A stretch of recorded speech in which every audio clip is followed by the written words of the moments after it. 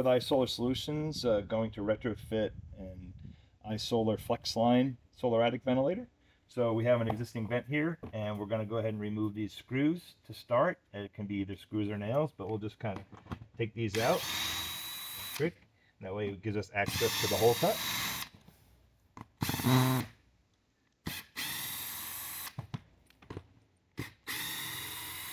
Okay, now with that done, we want some freedom here now. Sometimes these shingles here will be either siliconed or stuck in place, so we can use a pry bar to gently pry those shingles back a little bit.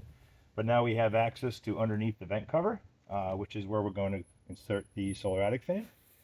So when we do that, in this case it's just going to be a 6-inch fan.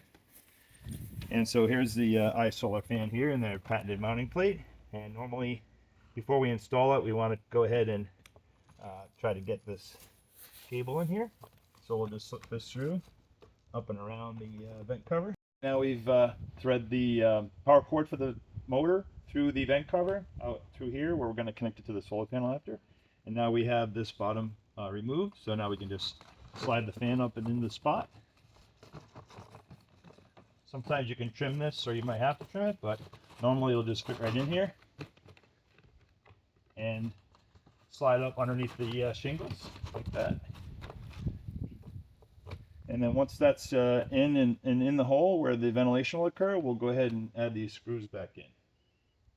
So we're just going to take, these would have sticky tape underneath them, and then we would put the top screws here, now that we've put the solar panel where we want it, and go ahead and lag this